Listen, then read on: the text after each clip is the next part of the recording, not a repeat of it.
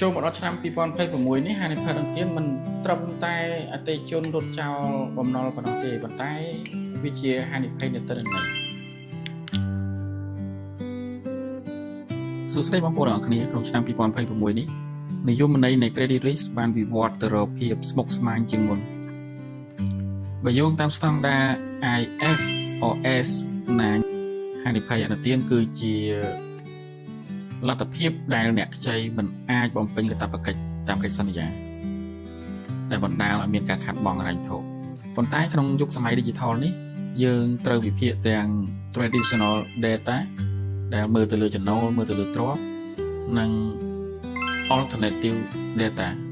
ដែលយើងត្រូវមើលទៅលើប្រព័ន្ធនៃការបង់ទឹកភ្លើងមើលទៅលើសកម្មភាព Digital ជាដើមការវិវត្តនេះតម្រូវឲ្យ risk manager មិនត្រឹមតែចេះមើលតារាងតុល្យការទេប៉ុន្តែត្រូវចេះវិភាគទិន្នន័យឲ្យបានរហ័សនិងសុក្រឹតដើម្បីបង្កើនប្រព័ន្ធការពារស្ថាប័នឲ្យកាន់តែទាន់សម័យកាលបើមិនដូច្នោះទេយើងនឹងចាញ់បោកបច្ចេកវិទ្យានិងការបន្លំទិន្នន័យអតិថិជនជាក់ជាមិនខានសំណួរសួរថាតើអ្នកណាជាអ្នកទទួលខុសត្រូវពិតប្រាកដនៅពេលដែលអតិថិជនមិនសងប្រាក់តើជាអ្នកលក់ឬក៏ជាអ្នកត្រួតពិនិត្យចម្លើយនោះគឺដើម្បីឲ្យការគ្រប់គ្រងហានិភ័យមានប្រសិទ្ធភាពយើងត្រូវអនុវត្តយន្តការ Three Line of Defense ស្របតាមគោលការណ៍ Basel III ខ្សែការពារជួរទី1 First Line of Defense គឺផ្នែកលក់ដែលជាអ្នកប្រឈមមុខជាមួយអតិថិជននិង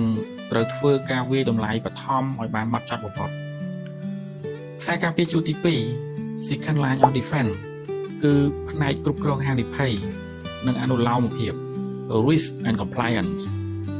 ដែលជាអ្នកដាក់ចេញនូវគោលនយោបាយនិងត្រួតពិនិត្យការអនុវត្តនិងខ្សែការពារជួរទី3 Third Line of Defense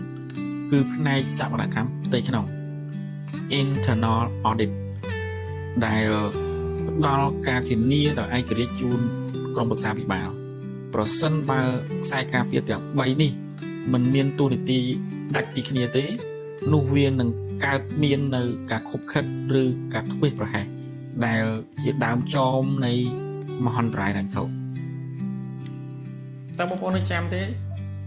នៅក្នុងមេរៀនទី2ដែលយើងបានទៅជែកគ្នាអំពីតុល្យភាពរវាងហានិភ័យនិងប្រាក់ចំណេញតើវាត្រូវបានកំណត់ដោយរបៀបណា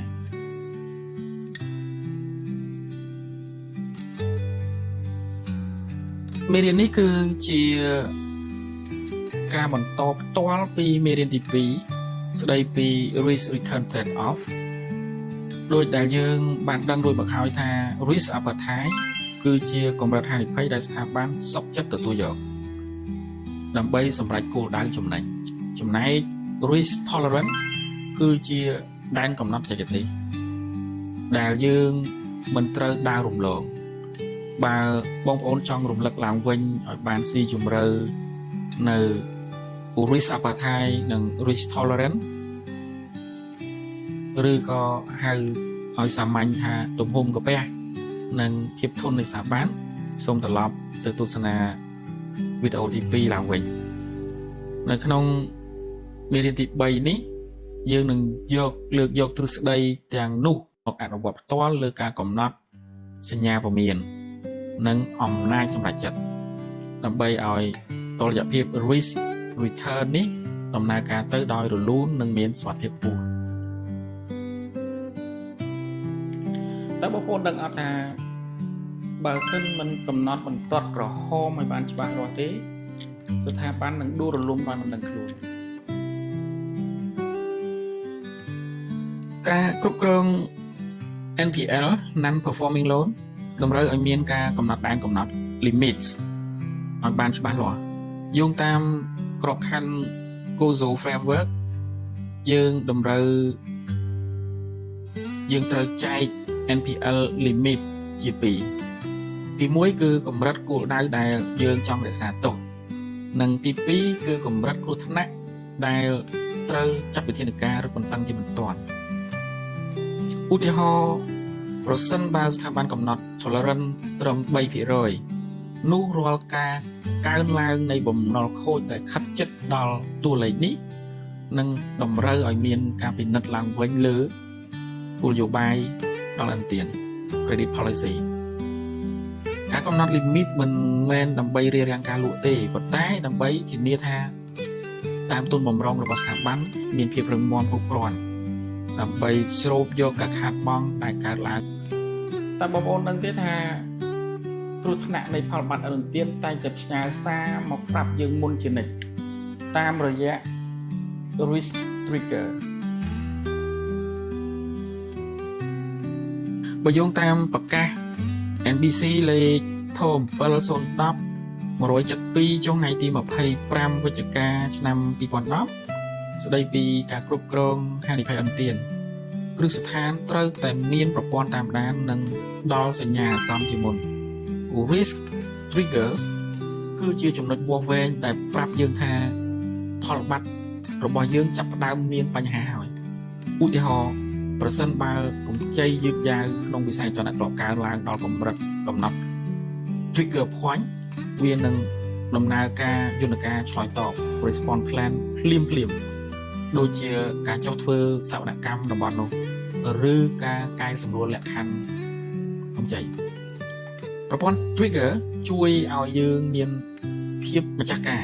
proactive ជាជាងការអង្គុយរងចាំដោះស្រាយបញ្ហាបំណុលខូចដែលកើតឡើងរួចទៅហើយតើបងប្អូនហ៊ានផ្ញើវាសនាទៅលើអតិថិជនធំតែម្នាក់ដែរឬទេយោងតាមប្រកាសរបស់ NBC លេខធ706 226ចុងថ្ងៃទី3វិច្ឆិកា2006ស្ដីពីកំហាប់ឥណទាន large credit exposure ការផ្ដល់ឥណទានដល់អតិថិជនតែម្នាក់ឬក្រុមតែមួយមិនត្រូវឲ្យលើសពី 20% នៃដើមទុនសុទ្ធរបស់គ្រឹះស្ថានឡើយនេះគឺជាយន្តការការពារស្ថាប័នពី concentration risk ក្នុងនាមជា risk manager យើងត្រូវកំណត់ single borrower triggers ឲ្យតឹងរឹងជាងច្បាប់ NBC ទៅទៀតឧទាហរណ៍ដូចជាយើងកំណត់ត្រឹមតែ 10 ទៅ 15% ដើម្បីទុកចន្លោះសុវត្ថិភាពប្រសិនបើអតិថិជនធំម្នាក់ជួបវិបត្តិស្ថាប័នក៏នៅតែមានលំនឹងការការពារកំហាប់ឥណទានគឺជាមេរៀនដ៏សំខាន់ដែលធ្វើឲ្យធនាគារលំដាប់ពិភពលោកអាចរស់រានមានជីវិតក្នុងពេលមានវិបត្តិសេដ្ឋកិច្ចហេតុអ្វីបានជាការសម្រេចឲ្យខ្ចីលុយមិនគួរស្ថិតនៅលើអារម្មណ៍ឬក៏អំណាចនៃមនុស្សតែម្នាក់ស្របតាមប្រកាសរបស់ NBC លេខធ710 171ចុះថ្ងៃទី25វិច្ឆិកា2010ស្ដីពីអភិបាលកិច្ចសាជីវកម្មការសម្រេចចិត្តផ្ដល់ឥណទានត្រូវឆ្លងកាត់គណៈកម្មការ Credit Committee នេះគឺជាការអនុវត្តយន្តការ Check and Balance ដែលតម្រូវឲ្យមានការឯកភាពគ្នារវាងផ្នែកលក់និងផ្នែកគ្រប់គ្រងហានិភ័យយើងត្រូវបែងចែកអំណាចសម្រាប់ចាត់ delegation authority matrix ឲ្យបានច្បាស់លាស់តាមកម្រិតទឹកប្រាក់និងកម្រិតហានិភ័យការធ្វើបែបនេះជួយលុបបំបាត់នៅការសម្រេចចិត្តដោយលំអៀងឬការយោគយល់ផ្ទាល់ខ្លួនដែលជាកត្តាចម្បងនាំឲ្យឥណទានគ្មានគុណភាពបងប្អូនលំគិតទេថាប្រសិនបើផ្នែកគ្រប់គ្រងហានិភ័យស្ថិតក្រោមអំណាចផ្នែកលក់នឹងមានមហន្តរាយដ៏ធំសម្រាប់ស្ថាប័នបើយោងទៅតាមបទដ្ឋាន Basel ស្ដីពីឯករាជ្យភាពនៃមុខងារហានិភ័យផ្នែកគ្រប់គ្រងហានិភ័យត្រូវតែមានខ្សែរាយការណ៍ report line ដាច់ដោយឡែកនិងឯករាជ្យប្រធានផ្នែកគ្រប់គ្រងហានិភ័យ COO Chief Risk Officer ត្រូវរាយការណ៍ផ្ទាល់ទៅកាន់ក្រុមប្រឹក្សាបាលឬគណៈកម្មការគ្រប់គ្រងហានិភ័យជាជាងរាយការណ៍ទៅយកប្រតិបត្តិដែលផ្ដោតទៅលើការលក់ ឯករាជ្យភាពនេះអនុញ្ញាតឲ្យ risk manager អាចនិយាយការពិតនិងផ្ដល់ការព្រមានអំពីគ្រោះថ្នាក់នៃផលបត្តិដោយមិនរងសម្ពាធពីគោលដៅលក់ឡើយនេះគឺជាសសរស្តម្ភដ៏រឹងមាំបំផុតនៃអភិបាលកិច្ចឥណទានដែលគ្រប់គ្រឹះស្ថានទាំងអស់ត្រូវតែប្រកាន់ខ្ជាប់ឲ្យខានតែបានតើបងប្អូនចង់បានប្រព័ន្ធគ្រប់គ្រងដ៏រឹងមាំឬក៏ចង់បានបុគ្គលិកដែលមានវិជ្ជាជីវៈនិងស្មារតីការពារបើយោងតាមគោលការណ៍ណែនាំរបស់ World Bank Agriculture គឺជាស្មារតីដែលបុគ្គលិកគ្រប់ជាន់ថ្នាក់យល់ឃើញថាការការពារហានិភ័យគឺជាភារកិច្ចចម្បងរបស់ខ្ញុំវប្បធម៌នេះត្រូវតែជ្រាបចូលទៅក្នុងគ្រប់សកម្មភាពការងារចាប់ពីភ្នាក់ងារឥណទានរហូតទៅដល់កញ្ញុនៅពេលដែលផ្នែកលក់ហ៊ានបដិសេធអតិថិជនដែលមានហានិភ័យទោះបីជាបាត់បង់ការលក់ឬ commission ក៏ដោយនោះមានន័យថាស្ថាប័នកំពុងតែមានវប្បធម៌ហានិភ័យរឹងមាំបំផុតការបណ្ដុះបណ្ដាលនិងការផ្ដល់រង្វាន់ incentive គួរតែផ្អែកលើគុណភាពឥណទានជាងបរិមាណនៃការលក់តែមួយមុខដើម្បី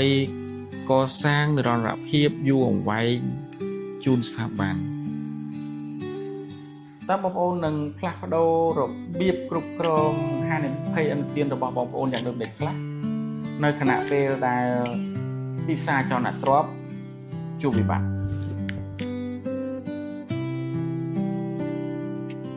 ក្នុងករណីសិក្សានេះយើងមើលពីរបៀបដែលធនាគារនៅកម្ពុជាអនុវត្តប្រកាស NBC លេខធ707 344ចុះថ្ងៃទី1ខែធ្នូឆ្នាំ2017ស្ដីពីការធ្វើចំណាត់ថ្នាក់ឥណទាននៅក្នុងវិស័យអចលនទ្រព្យយើងត្រូវកំណត់ LTV trigger loan to collateral value trigger ឲ្យបានច្បាស់លាស់ប្រសិនបើតម្លៃទីផ្សារដីធ្លីធ្លាក់ចុះវានឹងបង្កើនហានិភ័យនៃការខាតបង់ដើមទុនការប្រើប្រាស់ទិន្នន័យជាក់ស្ដែងដើម្បីកែសម្រួលគោលការណ៍ផ្ដល់ឥណទានទាន់ពេលវេលាគឺជាគន្លឹះជាចុងក្រោយប្រសិនបើការចែករំលែកនេះមានកំហុសឆ្គងឬខ្វះចន្លោះត្រង់ណាខ្ញុំសូមយកអធិស្ឋានពីបងប្អូនសូមកុំភ្លេចចុច follow subscribe និងដាក់រូបកណ្ដឹងលើ page និង channel របស់ខ្ញុំបានដើម្បីទទួលបានមេរៀនថ្មីមុនគេ